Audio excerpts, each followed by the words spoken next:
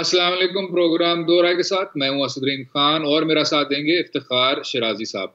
जैसे आपने देखा, क्वारंटीन की ट्रांसमिशन जारी है और वही नुकात याद रहने चाहिए। सबसे पहले तो हाथ धोने चाहिए, 20 सेकंड तक धोने चाहिए। साथ में समाजी फासला, सोशल डिस्टेंसिंग जिसको कहते हैं, एक दूसरे से ना सिर्फ 6 फुट का फासला रखना चाहिए लेकिन अपने आप को घर तक महदूद भी रखना चाहिए। और आखिर में जो कोरोना वायरस के बारे में बदलती हुई सूरत हाल देखने को मिल रही है, उस वजह से अपने आप को मुस्तकिल तौर पे आगाह रखना, हुकूमत वक्त की सूबाई हुकूमत जो रेगुलेशंस हैं और वो क्या कुछ कह रहे हैं, उनसे अपने आप को इन्फॉर्म रखना भी बहुत ज़्यादा ज़रूरी है। वक्फे के बाद बात करेंगे हम डॉक्टर हसन अरूज साहब से, जो DG हेल्थ हैं, डॉक्टर अल्ताफ साहिबा से, जो कि एक पब्लिक हेल्थ स्पेशलिस्ट हैं, कि इस वबा का मुकाबला किस तरह किया जाए और रियासत पाकिस्तान कहाँ पहुंचा है इसी मुकाबले में। रहिएगा हमारे साथ।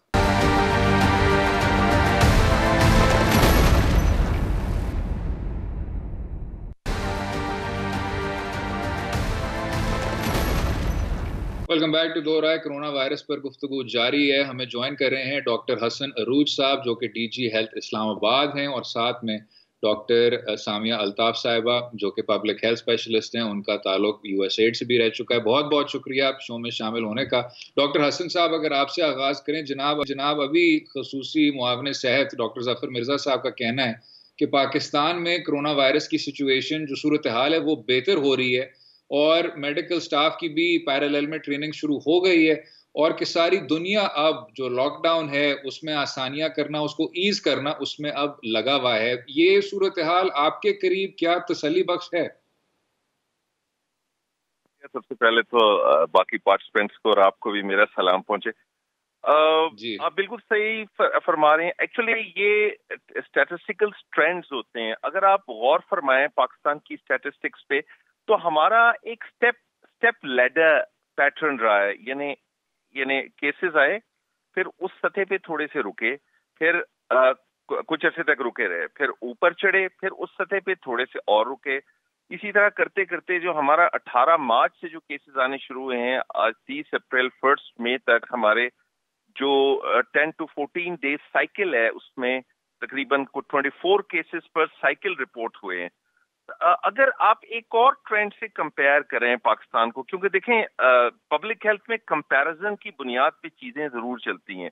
वो सारी दुनिया से अगर कंपेयर करें, पाकिस्तान इस वक्त 20वें नंबर पे है।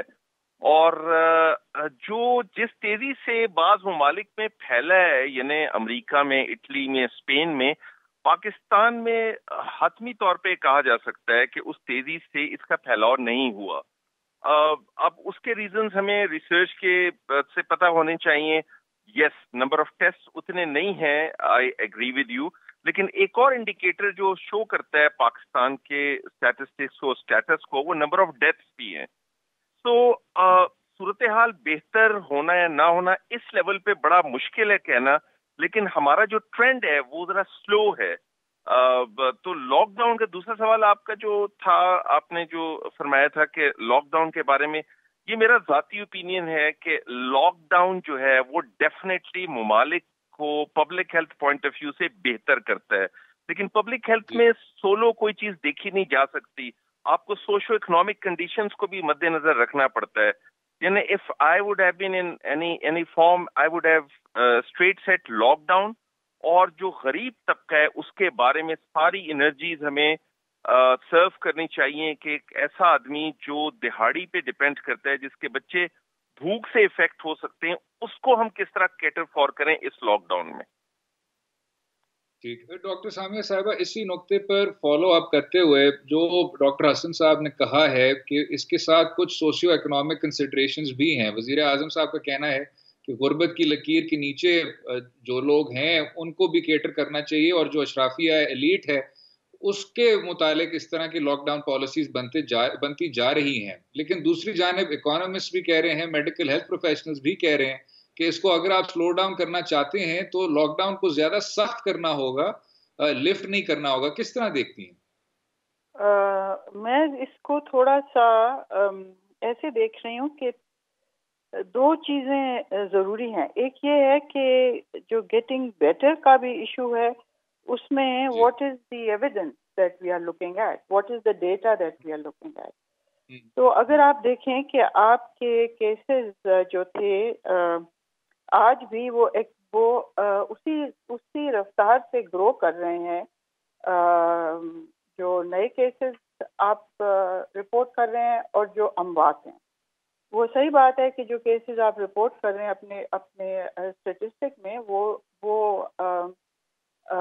ٹیسٹڈ کیسز کے ہیں, مگر the growth pattern is almost the same.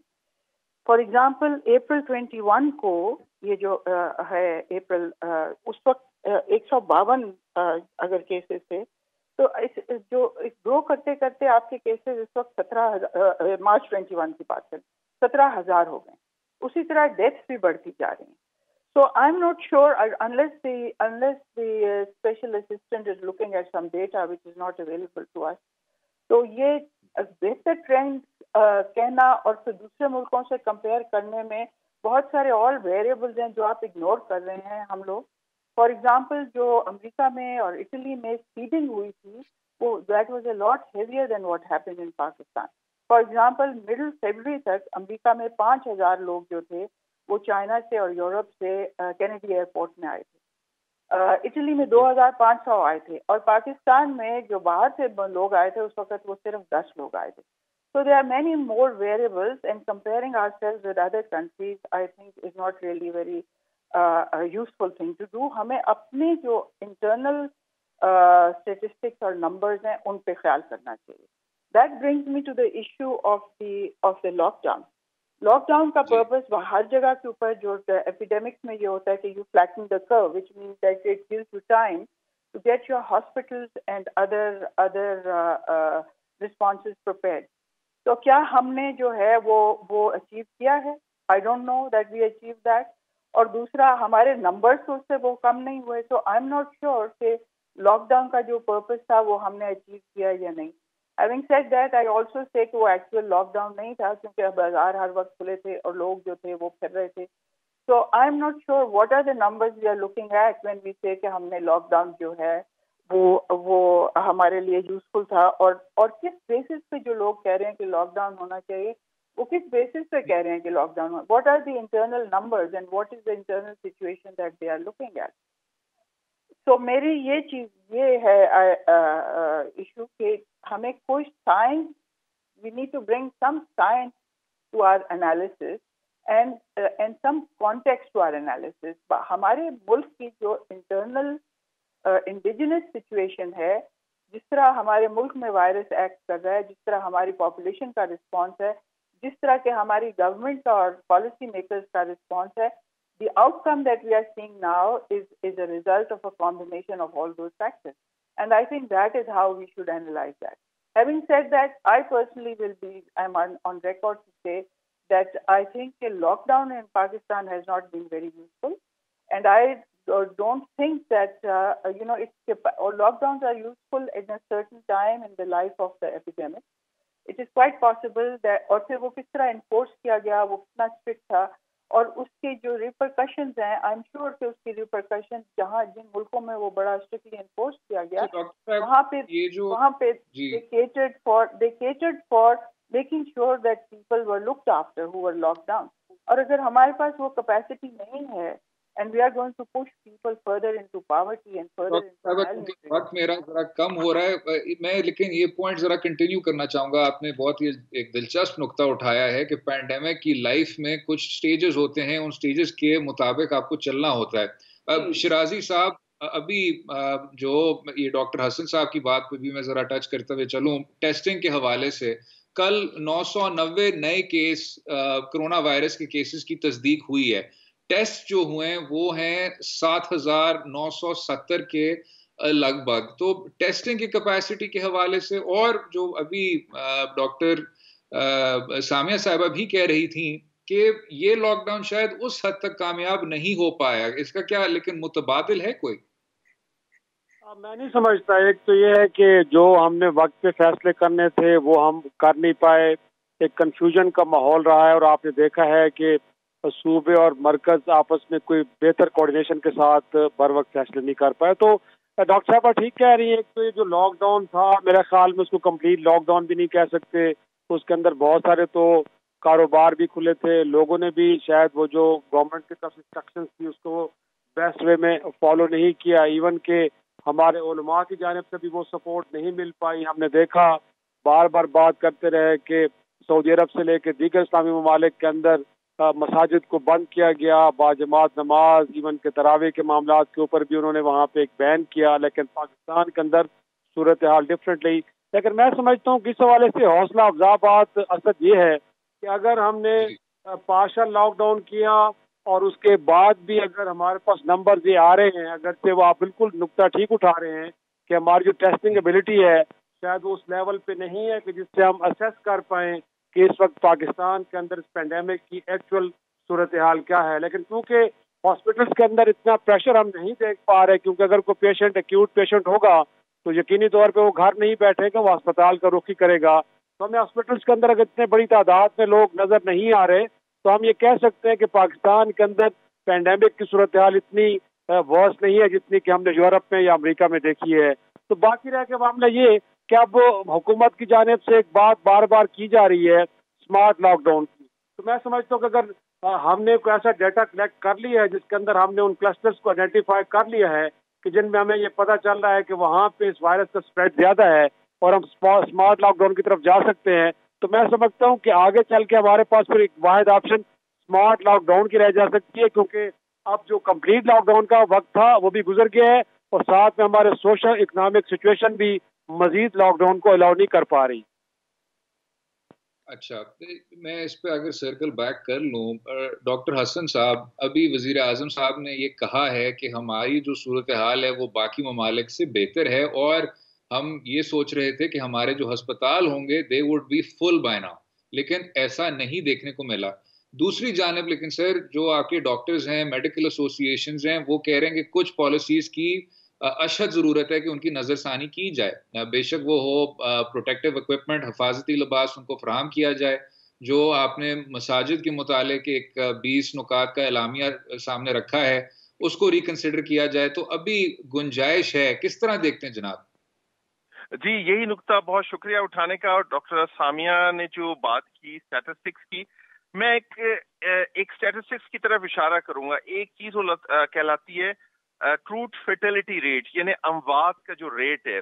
اگر 5 ملکوں سے کمپیئر کریں, پاکستان کا ہے 2.29% اور گلوبل جو ہے وہ 7.08% ہے. بنگلہ دیش کا ہے 2.19, افغانستان کا ہے 2.95, انڈیا کا 3.31 اور ایران کا ہے 6.36, پاکستان کا 2.29.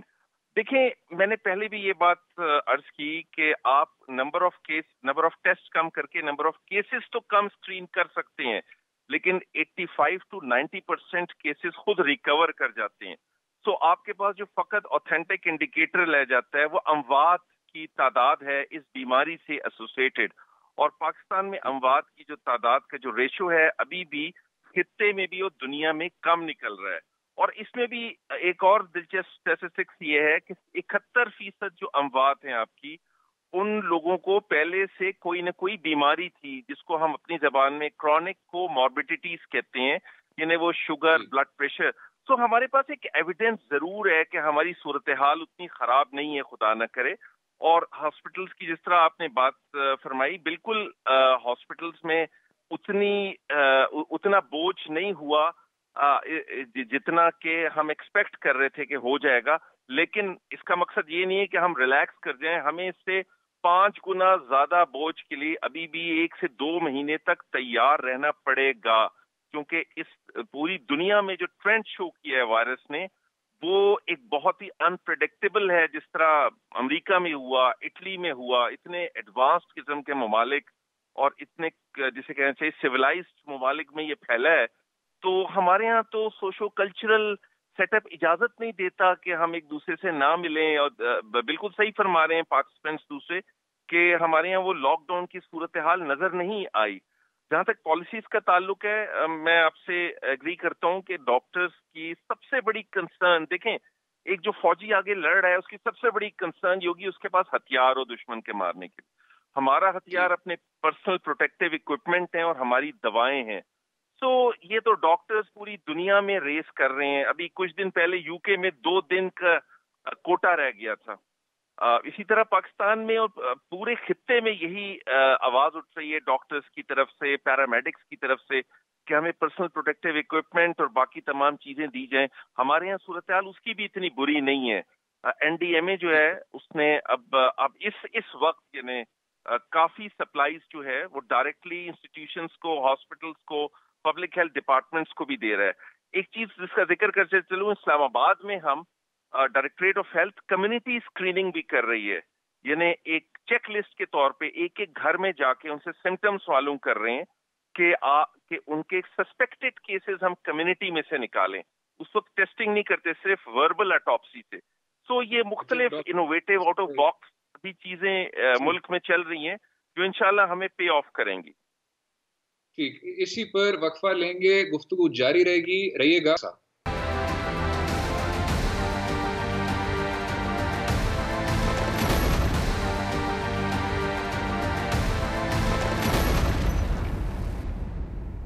Welcome back to Do Raaye. Coronavirus پر بات ہو رہی تھی اور اب ذرا صوبہ سینٹرک ڈسکشن کرتے ہیں. ڈاکٹر سامیہ صاحبہ, ابھی آپ نے سنا جو پاکستان کی ٹریجیکٹری ہے وہ کچھ ممالک سے اسٹیٹسٹکلی شاید بہتر ہو, لیکن جیسے آپ نے کہا ہم کون سے ڈیٹا سیٹ دیکھ رہے ہیں وہ بہت سوال ہے. ابھی جو صوبائی وزیر صحت ہیں ڈاکٹر یاسمین صاحبہ, ان سے پوچھا گیا کہ ٹیسٹنگ کم کیوں ہو رہی ہے, تو انہوں نے کہا کہ وہ اس لیے ہے, یہ پنجاب کے حوالے سے بات ہو رہی ہے, کہ اب تک جو فوکس تھا وہ ٹیسٹنگ کا کوارنٹین سینٹرز پہ تھا. تو سامیہ صاحبہ, پنجاب کی کیا اسٹریٹجی ہونی چاہیے کہ ٹیسٹنگ کو وسیع کر دیا جائے, کیونکہ WHO کا کہنا ہے کہ جو لوکل ٹرانسمیشن ہے 70% سے زیادہ تو لوکل ٹرانسمیشن ہے کرونا وائرس کی. تو کوارنٹین سینٹرز تو اپنی طرف, کیا اس کو وسیع نہیں کرنا چاہیے ٹیسٹنگ کو؟ اسد صاحب, اسد ہے نا آپ کا نام؟ جی جی ہاں, تو اسد صاحب دو باتیں ہیں اس معاملے میں. ایک تو یہ ہے کہ آئی تھنک کہ یہ جو کمپلیسنسی ہم اختیار کر کے بیٹھ کے ہیں نا کہ ہمارے ہاں سچویشن بہت اچھی ہے, ہم بہت سارے ویریبلز اگنور کرتے ہیں. فار ایگزامپل پاکستان جو زیادہ تر اموات ہیں اس کورونا وائرس سے وہ 60 اینڈ ابو لوگوں میں ہیں. ہمارا پاپولیشن پیرامڈ ایسا ہے کہ ہمارے ہاں 60 اینڈ ابو کے لوگ are only 5% of the population.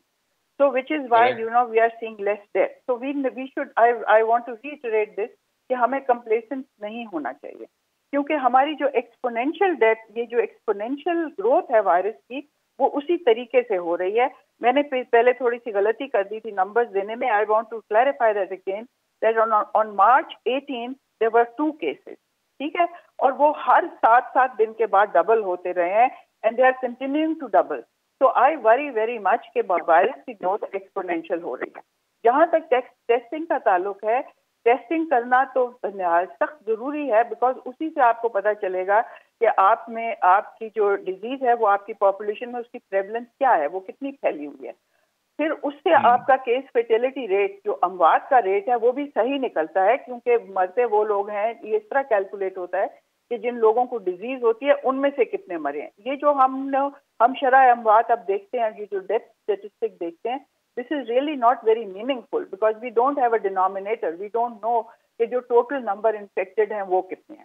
Testing کا یہ ہے کہ اگر آپ نے ٹیسٹنگ کر کے اور ان کو آئسولیٹ کر کے اور ان کی پھر کانٹیکٹ ٹریسنگ کر کے اور کوارنٹین کرنے کا بندوبست نہیں کیا, تو پھر خواہ ایک ٹیسٹنگ کرنے کا جو ہے نا وہ it doesn't make a lot of sense.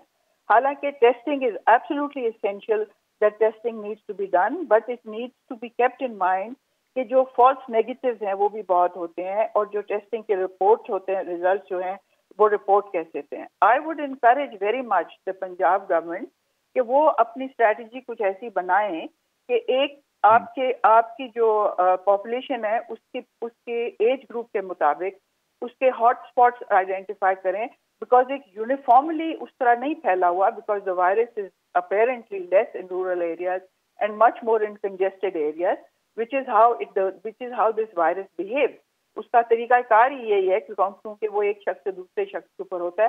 Punjab का प्रोविंस इतना बड़ा प्रोविंस है 100 मिलियन का, आपकी हुकूमत जो है वो बहुत रिसोर्स कंस्ट्रेंड हुकूमत है, आपके पास रिसोर्सेज की कमी है, लोगों की कमी है।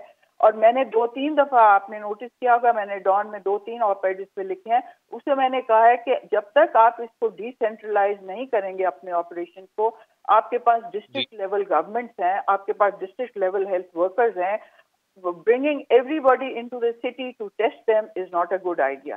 तो टेस्टिंग करनी चाहिए, मगर किस तरीके से करनी चाहिए, किस किस जगह करनी चाहिए, और फिर उसके साथ जो रिलेटेड 3-4 कंपोनेंट्स हैं जो जरूर होने चाहिए, उनका भी होना बहुत जरूरी है। अच्छा, शिराजी साहब, जो अभी बात हुई ज़िमनी इंतजामिया की, और एक पंजाब से भी पिवट करके ज़रा सिंध की बात करते हैं, उधर लोकल गवर्नमेंट्स का तो बहुत बड़ा मसला, आप मुझसे बेहतर जानते हैं। अभी जो पीपल्स पार्टी के को चेयरमैन है, उन्होंने कहा कि वफाक ने सूबों को अकेला छोड़ दिया है इस जंग में, लेकिन दूसरी तरफ वजीर आला सिंध साहब बिल्कुल कुछ मुख्तलिफ बात कर रहे हैं। कुछ दिन पहले उन्होंने कहा कि जो मरकजी हुकूमत है वो पूरी तौर पे हमारे साथ कोऑपरेट कर रही है और हमें फैसिलिटेट कर रही है। तो इस कॉन्ट्रडिक्शन को सामने रखते हुए शिराजी साहब, क्या कुछ करना चाहिए ये देखते हुए कि सिंध में, कराची में हिस्टोरिक स्पाइक्स आ रहे हैं कोरोना वायरस के? बिल्कुल सही कह रहे हैं आप। मेरे ख्याल में कि जो गिले हो रहे हैं सिंध गवर्नमेंट की जानिब से, वो भी कोई इतने मुझे नहीं लगता कि फेयर हैं, और इसी तरह जिस तरह का क्रिटिसिज्म मरकज़ की जानिब से सिंध पे हो रहा है वो भी कोई मुनासिब नहीं लग रहा। यकीनी तौर पे अगर देखा जाए तो अभी भी जिक्र हो रहा है 18वीं तरमीम का कि उसको रिविजिट किया जाए, लेकिन उसके नतीजे में हेल्थ हो या एजुकेशन हो या इसी तरह के दीगर जितने भी मामलात हैं वो सूबों की जिम्मेदारी है, और सूबे अपने तय फैसले ले सकते हैं। अगरचे एक नेशनल कोऑर्डिनेशन कमेटी बनी हुई है, एक national command and operation centre भी ज़रूर बना हुआ है जिसके अंदर कंसल्टेशन का प्रोसेस होता है, उसके नतीजे में एक यूनिफाइड डिसीजन लिए जाते हैं, लेकिन उसके साथ साथ सूबों को ये कुल्ली इख्तियार है कि अगर वो जो कुछ करना चाहें तो वो कर सकते हैं। और बाकी रह गया मामला कि अगर वो मरकज से इस उम्मीद के साथ बैठे कि यहाँ से कुछ फाइनेंसेस आएंगे और उसके नतीजे में वो फिर इनिशिएटिव लेंगे, तो मेरे ख्याल में ये मुनासिब नहीं होगा। जाहिर सी बात है, अब ये कोई इस तरह के कोई एक तरह से मैं समझता हूँ कि कोई फार्मूला भी तय नहीं हुआ कि जिसके नतीजे में ये कहा जाए, और ना किसी और सूबे की जानिब से इस तरह की कोई डिमांड हो रही है, ना तो पंजाब ने की है, ना खैबर पख्तूनख्वा की जानिब से हुई है, ना इवन के बलूचिस्तान की जानिब से ऐसा कोई मुतालबा किया जा रहा है कि हमें फंड्स दिए जाएं। तो मैं समझता हूँ कि सिंध को अपने तही जाहिर सी बात है एफर्ट करनी होगी और उसके नतीजे में चीज़ों को कंट्रोल करना होगा। और अगरचे उनके क्लेम ये ज़रूर हैं कि वो सिंध में ज़्यादा शदीद लॉकडाउन के साथ चल रहे हैं, बिलखसूस जुमे के दिन वो 12 से लेकर 3 बजे तक बिल्कुल मुकम्मल लॉकडाउन के साथ चल रहे हैं, लेकिन उसके बावजूद भी खुद वो एतराफ़ करते हैं कि सिंध के अंदर वायरस का स्प्रेड बढ़ रहा है। अब जाहिर सी बात है वहाँ पे भी सूरत हाल यही है कि अभी तक जो टेस्टिंग एबिलिटी है वो भी उसी तरह एनहांस नहीं हो सकी जिस तरह मुल्क के दीगर इलाकों में नहीं हो सकी। तो मैं समझता हूँ कि अगर वहाँ पे टेस्टिंग एबिलिटी को बेहतर किया जाए तो यकीनी तौर पे फिगर्स हमारे पास कुछ और ज़्यादा होंगे जो कि अलार्मिंग होंगे। लेकिन बात अब ये है कि 9 तारीख आने को है असद, उसके बाद एक क्रिटिकल डिसीजन आपने लेना है कि क्या आप लॉकडाउन खोलने जा रहे हैं जैसा भी है, या इसको कंटिन्यू करना है। और जिस तरह डॉक्टर साहब भी फरमा रही हैं कि क्योंकि बहुत सारे इंडिकेटर्स को हम नहीं देख पा रहे और उसके बगैर हम शायद ये बड़े इत्मीनान के साथ बैठे हैं कि पाकिस्तान के अंदर इस वायरस का स्प्रेड इतना फास्ट नहीं है, ये इतना लीथल नहीं है, तो मैं समझता हूँ कि अगर 9 के बाद लॉकडाउन को खोल दिया जाता है, खत्म कर दिया जाता है, तो खुदा न खासा सिचुएशन और ज़्यादा ख़राब हो सकती है। तो उससे पहले हमें बाकी सारे इंडिकेटर्स को मद्देनजर रखते हुए एक बड़ा यूनिफाइड डिसीजन लेना पड़ेगा। अच्छा डॉक्टर हसन साहब, अगर आपकी भी इस पे राय ज़रा शामिल कर लें। मैक्रो व्यू जनाब, अभी ऑक्सफोर्ड यूनिवर्सिटी तो इज सेइंग कि वी आर पुशिंग अहेड और किसी तरह से हम कोशिश करेंगे सितंबर अक्टूबर तक हमें वैक्सीन मिल जाए, लेकिन जो बाकी इस एंड पे कुछ रिसर्च हुई है वो तो वही जो टाइमलाइन है 16 से 18 महीने उसकी बात कर रहे हैं। जो फाउची साहब हैं अमेरिका में, उन्होंने कहा है कि इसकी ट्रीटमेंट के मुतालिक 1-2 ब्रेक थ्रूज हुए हैं। इसका जो लाइफ स्पैन है डॉक्टर साहब, आपको किस तरह, आपके करीब ये कितना तवील होगा? जी बहुत शुक्रिया। अच्छा पहले मैं जरा थोड़ा सा बताता चलूं कि डॉक्टर सामिया ने जो पॉइंट उठाया था इसका डिनोमिनेटर केस फर्टिलिटी का बिल्कुल मौजूद है। टोटल डेथ्स डिवाइडेड बाय एक फॉर्मूला होता है divided by total cases multiply by 100, इस तरह निकलते हैं। और हमें किसी न किसी स्टैटिस्टिक्स पे तो बिलीव करना पड़ता है। सारी दुनिया में स्टैटिस्टिक्स पे क्रिटिसिज्म भी होता है, और मेरे ख्याल में बड़ा पॉजिटिव क्रिटिसिज्म होता है, वो इम्प्रूव करती हैं। अच्छा, आपकी सवाल की तरफ आते हुए मैं अर्ज करूंगा कि वैक्सीन की डेवलपमेंट के 3 स्टेजेस होते हैं, फेज 1, फेज 2 और फेज 3, हर वैक्सीन की डेवलपमेंट के। और अगर उन फेजेस को स्क्वीज किया जाएगा तो कहीं ना कोई सुकम रह जाएगा। यानी हर फेज की अपनी रिक्वायरमेंट है, हर फेज के अपने रिजल्ट्स हैं। फेज 1 में आप एनिमल्स पे करते हैं और एंड पे आके आप ह्यूमंस पे भी कर सकते हैं। फेज 2 में बिल्कुल ह्यूमंस पे करते हैं। फेज 1 में आप देखते हैं कि इस वैक्सीन की के साइड इफेक्ट्स क्या हैं, टॉक्सिसिटी कितनी है। फेज 2 में ज्यादा साइड इफेक्ट्स पे जोर होता है और फेज 3 में एफिकेसी पे जोर होता है। बताने का मतलब ये है कि दुनिया में कोई ऐसी चीज अभी इजाद नहीं हुई कि हम बाईपास कर सकें। और डेंगू की वैक्सीन की मैं मिसाल दूंगा कि डेंगू की वैक्सीन तैयार कर ली गई थी, लेकिन फिलीपींस में जब वो दी गई तो कुछ बच्चों की डेथ्स होना शुरू हो गई, यानी वैक्सीन का नुकसान हो गया। सो एक और चीज ये है कि हर पैंडेमिक का अपना एक पैटर्न होता है। इस पैंडेमिक का जो कि ग्लोबल पैंडेमिक की फॉर्म में आया है और जिसका ताल्लुक इंसान से और इंसान की सांस से है, यानी बहुत ही सेंसिटिव चीज है, दुनिया में ग्लोबल मूवमेंट से है, सोशो इकोनॉमिक कंडीशन से है।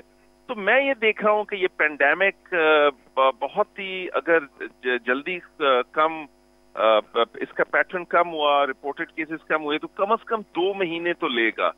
और जहां तक दवा और वैक्सीन का ताल्लुक है, मैंने आपको बता दिया। अच्छा, फिर अप्रूवल्स होती हैं, उसकी क्वालिटी एश्योरेंस। देखिए, आप इंसानी जानों के साथ आप मामला कर रहे हैं। किसी वैक्सीन या दवा को मार्केट में लाने से पहले you have to be sure कि ये इसमें कोई ऐसी टॉक्सिसिटी ना आए, वरना वो काउंटर प्रोडक्टिव हो जाती है। हमने इंसानों को बचाना है, मारना नहीं है। इस पेंडेमिक का ये यूनिक किस्म का पेंडेमिक है। इट्स लाइक फ्लू जो 18वीं सदी का 1920 का जो फ्लू था, स्पेनिश फ्लू से आप इसको कंपेयर कर सकते हैं। और अब उस जमाने में इतनी ग्लोबलाइजेशन नहीं थी, अब तो बहुत ग्लोबलाइजेशन है। वायरस एक जो एशिया में मौजूद है वो अगले दिन यूरोपियन कॉन्टिनेंट में या अमेरिकन कॉन्टिनेंट में होते हैं, वाइस वर्सा। सो हमारी जो ट्रैवलिंग है, हमारा जो सोशो इकोनॉमिक सेटअप है, मुझे नहीं लगता कि हम बहुत जल्दी इस पे काबू कर पाएंगे 100%। कुछ कंट्रीज का पैटर्न इटली में डिक्रीज हुआ है, यूके में डिक्रीज हुआ है, लेकिन आप ये देखेंगे वो कितनी ज्यादा तबाही से गुजर चुकी है। डॉक्टर हसन मंसूर साहब, डॉक्टर सामिया अल्ताफ साहिबा, बहुत बहुत शुक्रिया शो में शामिल होने का, अपना कीमती वक्त हमें देने का। इसी पर वक्फा लेंगे और वापस आएंगे, रहिएगा हमारे साथ।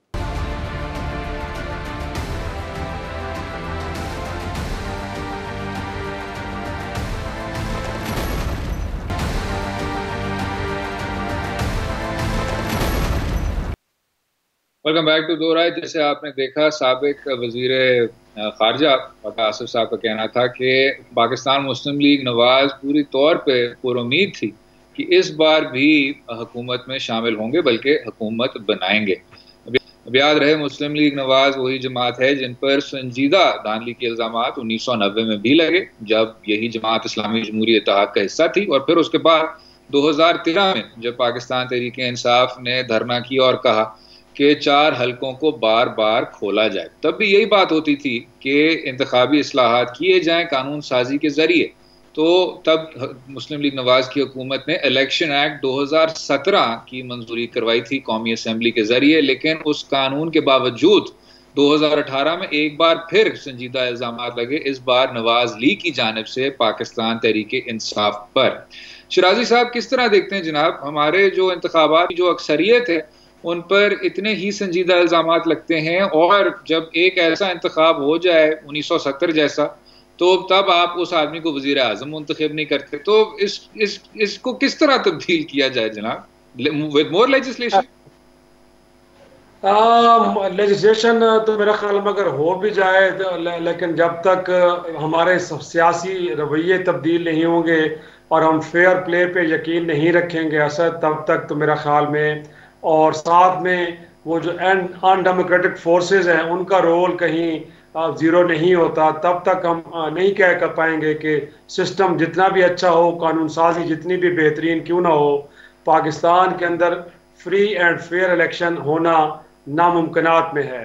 لیکن میں سمجھتا ہوں کہ شہباز شریف صاحب نے جو بات کی ہے انہیں پورا سچ بولنا چاہیے تھا۔ ایک تو یہ ہے کہ جیسے آپ نے بھی کہا کہ 2013 کا الیکشن جب انہوں نے ابھی میرے خیال میں ووٹنگ کا عمل مکمل ہوا ہی تھا کہ انہوں نے اپنی وکٹری اناؤنس کر دی، تو لوگوں نے اس کے اوپر بھی سوال اٹھائے، اور بعد میں بالکل آپ نے ٹھیک کہا کہ جب وہ 4 حلقے کھولے گئے دھرنے کے نتیجے میں، تو ان 4 حلقوں کے اندر دھاندلی ثابت ہوئی اور وہاں پہ ری الیکشن کرانے پڑے۔ تو میرے خیال میں ایک تو یہ ہے کہ ظاہر سی بات ہے اس ملک کے اندر الیکشن بھی مینج ہوتے ہیں، اور وہ کیسے ہوتے ہیں سب کو اس بات سے بخوبی آگاہی ہے۔